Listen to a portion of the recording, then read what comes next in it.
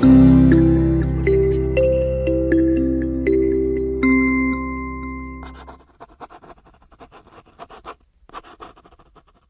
students, today we are going to discuss about a new chapter, database concepts, and in that we are going to discuss three important things.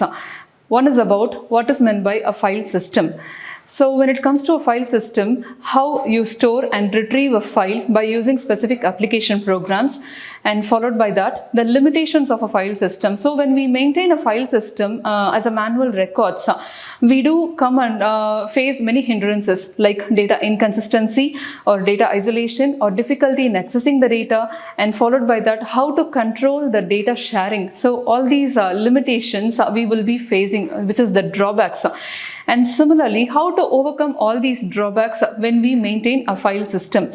So to overcome all these drawbacks, we do have to make use of this database management system, which is a DBMS. So DBMS, if you consider, it helps to store and manage database in a more effective way. So that which helps us to maintain and store data as well. In the accessing part becomes much more easier when we collate all these files into DBMS. As well, we will be discussing how to use DBMS in real-time applications will be discussed in this particular chapter. So let's start the class. Database concepts. In this, we are going to discuss about file system. So first of all, what do you mean by a file system? It can also be considered as a container. How do we store values inside the variable? Do you remember in Python we use variables to store all the values? Actually, a variable gets created only when you assign a value to the variable. That is how the variable gets created. Similarly, what we are doing here, we are using a file to store all the data inside the in the computer. Actually, this file can act like a container. So files, it is not that it should be in the form of tables or something. It can be like anything. For example, when you work in MS Word document, the sentences or the paragraphs which you type in MS Word document, which is all together when you save it, is considered as a file. You got it? So finally, after saving all the data, I mean after typing all the contents, you're saving that file in a respective folder. Yes, so in that case, you're storing the data, you're storing the file in the storage device of a computer system. So the contents of a file should not be, it is not that you need to have only the text or something like the tables. So you can even have the computer program code inside a Word document, or even this PPT which we are using. Here also we are storing all the data in the form of text and images. Yes, and similarly the pictures, audios, videos, the web pages which we are using, everything is considered as files. So anything that we store inside a computer is considered as a file. And the files which we store in the computer can be accessed directly and searched for the desired data. So once we store the file inside the computer, that is in the storage devices, to access the data, we need to have the specific application software. If we don't have the specific application software, we cannot access those files. For example, we have stored the contents inside the Word document, and MS Word software itself is not going to be available in the computer. You cannot open that file. Immediately it will display a message as file not supported. Yes, so you need to have the respective software to access the files, that is the contents which is present inside the files. Otherwise, we need to write the computer programs to access data from the files. So these are the alternative options, like how you are supposed to access data from the files. And based on this, we are going to discuss about two different tables to understand much about the database, how the data gets stored and how to retrieve it and how to maintain all the data within the database. All these things we are going to discuss. So if you see here, two different tables they have created. One is the student file, which is maintained by the office staff, and the other one is the attendance file, which is maintained by the class teacher. Here two different people are maintaining two different types of files. A file is also called as a table in database. So I'll repeat again. A file is also called as a table. Yes, a table means a collection of, a table is a collection of rows and columns, right? So if you look at this table, it is a collection of rows and columns, and we have just entered all the data, so all the details based on the column name which has been given here. So usually we will create a table inside the database. Actually, database acts like a container, and inside that database we can create as many files as we want. So usually what we will do here inside the folder, so if you see here, inside this folder we are storing many different types of files. No, here we have ppt and then word document, and if you wanted to save any music files or any video files, everything you can store within the folder. Yes, so the ppt acts, ppt is the folder, and inside that I have stored many different types of files. So similarly, even in SQL, what we will do usually, we will first create the database, followed by that we will create many different types of tables. As many tables as you want, you can create inside the database. So here for an example, they have given two different tables with the respective column names: roll number, name of the student, and date of birth, GNAME, that is guardian name, guardian phone number, and guardian address. And in the attendance table, so the office staff will maintain all these details for their purposes. Similarly, the attendance file which has been maintained by the teacher, she will be maintaining these columns like attendance date, or the roll number, student name, attendance status, like whether the student is present or absent on the respective day. All these details will be maintained by the class teacher. And when you look at both the tables are related to student details only. Yes, how it gets related to one another? Based on the roll number and the student name. Yes, based on the roll number and the student name, both the tables are related to one another, but there is no link or no mapping between both the tables. So to link both the tables together, we will create both these files under one particular database in SQL, and that is how we will relate all the files together in a file system. So that is what is represented as a file system. You understood now? So we store everything under one particular database, which is called a folder. For example, inside this PPT folder, how we have stored different types of files. So if you see here, PPT, the PowerPoint presentation as well Word document, two different types of files I have stored inside the PPT folder. Similarly, here in the database, in the SQL, when we are working, we first create the database, and under the database we can create as many tables as we want, and all the tables are related to that one particular database. Yes, so that is how this file system works, and based on that only we were able to retrieve all the data based on the student name or based on the roll number, which acts like a primary key. Yes, now one after the other we will look at the concepts related to it.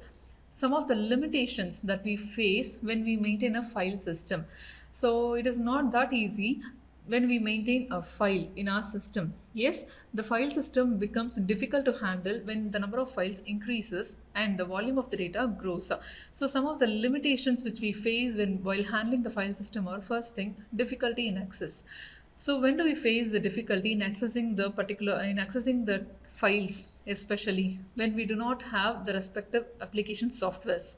Yes, as I have told you already, if you don't have MS Word software in your computer, but if you try to open MS Word file where the important data are stored, the file will not support it. You will not be able to access the data which is present inside that MS Word. So that is one example you can consider for difficulty in access. Clear? So while writing such programs, the developer may not anticipate all the possible ways in which the data may be accessed. Sometimes it is very difficult to access the data in the required format. So to access the data in the required format, we need to write application programs to access the data. In SQL, what we will do after creating the table, we will be giving queries to retrieve the respective content, right? So that is how we have to write the write the code to access the data. Otherwise, it will be very difficult to access the data. Now, data redundancy. So redundancy, if you consider the duplication of data, that is, the same data gets repeated in multiple places, in different files, that represents data redundancy. So this redundancy actually leads to excess storage. So excess storage means a wastage of space, and it causes data inconsistency also. So one such example you can consider. See here, roll number 3 and 5, if you see here, both have the same guardian name, Himanshu Shah. For the roll number 3, Himanshu Shah, and for the roll number 5 also Himanshu Shah, same guardian they have and the same address they have. So it has been repeated twice. Yes, in the same table it has been repeated twice. So this is one such example for data redundancy. Clear? So this leads to actually excess storage use and it causes the data inconsistency. So what is meant by data inconsistency? So this is one of the third limitation when we maintain a file system. So inconsistency actually refers to, it actually occurs when the same data maintained at different places that do not match at all. Have a look at this image. Inconsistent data. Two persons were maintaining the data. Yes, same document they were maintaining, but they both were having the different information. So that represents the data inconsistency. And one such example you can consider for data inconsistency is in case if the student wants to change the spelling of his or her name. It should be changed in both the files which has been maintained by the office staff as well as by the teacher. Yes, even if one person is going to miss to change the detail, what will happen? The data remains unchanged and that represents a data inconsistency. Clear? So even if the student leaves the school, what we have to do? The details need to be deleted from both the files, both in the attendance file as well as in the student file. Otherwise, it leads to data inconsistency. That represents the inconsistent data as we are maintaining the same data in different files. So this is called data inconsistency. And now data isolation. So data isolation refers to there is no link when we don't have any link or mapping between both the files. So we have two different files, student file and the attendance file, right? But both these files are related to students only because both these files contain the information only about the students and not about anyone else. Yes, but there is no link or mapping between them as these files were maintained by different people manually. Yes. So when these files were maintained by different people manually, what will happen? The changes which has been made by one person, sometimes it will not be made by the other person. So what is the reason behind this? So when we see here the files which is being created in isolation and it can be of different formats. So when it is being in different formats it is difficult for you to access all these data. Yes, as it has been maintained at multiple places, so we have to understand all the underlying structure of each and every file. So that represents the data isolation. And data dependence, if you consider, where the data are stored in a specific format or structure in a file. So when the data are stored in a specific format or structure, we have to access the data in the same format. Otherwise, in case if we are going to change the structure or the format of the data, it should be changed in all the existing application programs. Otherwise, the programs will not work correctly and it is difficult and it becomes difficult to access the data. So because one data is obviously dependent on the other. For example, if you consider the roll number obviously belongs to the respective student. You cannot use the same roll number for the next student. Yes, so the roll number is dependent on the student name. So both these data are dependent on one another. You cannot change it. In case if you're going to change the roll number of the student, you have to change the student name as well. So it should be reflected in all the other students also. If one student's roll number is going to be changed, it should be changed for all the other students. So that represents a data dependence. So when a new student joins the class, obviously based on the alphabetical order, what will happen? The roll number tends to change in the initial days of admission, right? So that represents a data dependence. And controlled data sharing. So controlled data sharing means we have to set a control. We have to limit the access of the data where very limited participants must be able to access the data. Like that, we have to control the data sharing where the limited access should be given to the users. Where the users must be able to read the file and they must not be able to edit the contents. So that represents a controlled data sharing. So in case on the web page, if we have some attendance details of the students that has been uploaded, the teachers should have the access to modify the details of the attendance, whereas the students or the guardians who is trying to view the file, they must be able to only view the file where they should not be able to modify it or delete it. So that represents a controlled data sharing. Clear? And so these are some of the examples of isolation of data. So isolation of data, if you consider, as we have already told you, each software and application manages its own data, but the user of one application might not know what the data has been managed in other systems. So that represents the data isolation. And the data dependence, which we have discussed. So one data is dependent on the other data. If you consider the unit code, it is dependent on the course code as well as the course name. Yes, so it is one is dependent on the other, where you cannot split up. So we have to create a link between one after the other, one data on the other. So here they have given in short about data difficulty in accessing. What about data isolation, and what is meant by data redundancy? The same has been repeated. Now, database management system. So database management system is nothing but a software. First of all, a DBMS is a software. So initially, if you consider what is meant by a data, it is a information. A raw information is nothing but a data. And database, the collection of information is called a database. Yes, the collection of related information is called a database. And when it comes to database management system, it is a software that helps to create and manage all the databases. As I have told you, database means the collection of related information. If we are creating the student database, we will be creating the personal details table of the student, and followed by that the academic records of the student, and then the extracurricular activities of the student table. So many different tables we can create inside one student database. Yes, attendance report of the student. So many possible tables are available. So all these tables collectively together, when we create all these tables together and we manage in a particular place, that is called DBMS. So DBMS is a software. Clear? So and some of the limitations which we have faced when we are maintaining the file systems can be overcome by storing the data in the database. So why do we face all the limitations in the file system? When we maintain it everything in a manual record, obviously we will face all these drawbacks, because when one person changes make changes in the record, sometimes he may forget to inform the other person to make the same changes. Yes. So these are some of the drawbacks which we face when we maintain the file system in as a hard copy. But when we store the data in the database, we will not face such kind of issues, as everything becomes logically related. Yes, we can organize all the related data inside the database, so that it will be very easy for us to maintain it in an easiest way. Even the accessing part or managing part or modifying the data, everything will be maintained by one particular person, and everything gets changed automatically when we change in one particular place.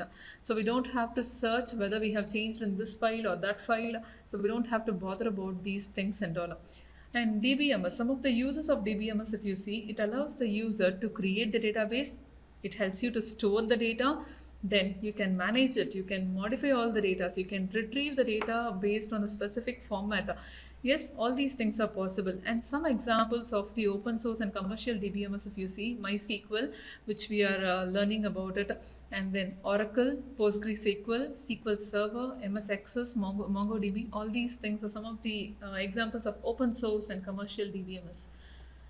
So database system, if you see, it has a set of programs through which the users or other programs can access, modify and retrieve the stored data. Yes, and this DBMS especially, it acts like an interface between the database and the end users or the application programs. So end users, the people who is trying to access the data based on the queries, are the end users. So this DBMS actually serves like an interface. It communicates between the database which has been created already and the end users or the application programs which we are using. And retrieving data from the database. So how will we retrieve the database data from the database? For example, inside the database, we can store as many tables as we want. But from each and every table, if we wanted to retrieve the data, we have to apply a special command. So special types of commands which is called querying the database. So based on the queries, we will be able to access all the data from which is stored inside the database. So that is called querying. Clear? Now look at this table where the database in real life applications where it has been applied in the banking sectors, crop loan, inventory management, organization resource management, online shopping. So everywhere if you see this database plays a vital role. So if you consider banking, customer related information, account details, loan details, transaction details, everything is being maintained in the database. Even nowadays, this CoWIN portal which has been created, so how many people has been vaccinated, how many are yet to get the second dose of vaccination, all these things are being maintained, no? So this database plays a vital role in maintaining all those stuffs. Clear? That is how we use database in real life applications, not only in few sectors but in all the sectors nowadays we use database. And file system and DBMS. So already we have discussed a lot regarding this. So how we store all the files in one particular database, as this DBMS is a software, how do we convert two different files into one particular database? So manually when we maintain the records, two different records were maintained by two different persons. Yes, but to convert everything into a single database collectively, we have to incorporate few changes. So some of the changes that we are supposed to apply are, look at this example. Here three different tables has been created. Yes, student table, guardian table and attendance table. So record structure of three files in student attendance database. So student attendance is the name of the database. Here three different tables they have created: student, guardian and attendance. So it is not necessary that the same column names should be repeated in the next table. So it is not necessary at all. Based on one particular column name, we can go ahead, we can retrieve the contents in the next table. So let us see how this works. So if you see here in the student table, only 4 columns you have: roll number, student name, date of birth and guardian ID. But here in the guardian table, the student name or the roll number is not present at all. But how do we access, or how do we make a connection between the student table and the guardian table? By using the guardian ID. Can you see here? The guardian ID which we have used here in the student table acts as a primary key in the guardian table. Yes, so based on this we can access all the details of the student table. Clear? Similarly, in the attendance table, if you see, attendance date, roll number and attendance status has been given. So here also roll number acts like a primary key. So see here, the roll number which we have here in the student table has been given here in the attendance table. Clear? So based on this we can access all the student details. So each and every table has been linked to one another so that it becomes easy for the end users to access all the relevant data whenever they need by using the queries in DBMS. Clear? And by creating a table alone we cannot leave as such. So we have to provide certain information. We have to populate it with the actual data. So see here they have populated with some 6 rows of data for roll number, student name, date of birth and guardian ID. So if you see here for roll number 3 and 5, the same guardian we have, and that we have discussed already. So if you see here in the guardian table for roll number 3 and 5, so Himanshu Shah is the one person that has been the duplicate has been eliminated and they have displayed here. Similarly, the attendance table, so date, roll number and status. So this is enough. Student name is not necessary at all, as based on the roll number we can access the student name.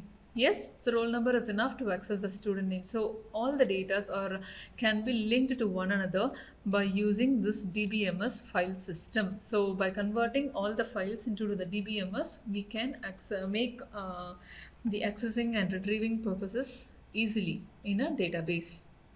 I hope you understood the session and we'll meet in the next class. Thank you.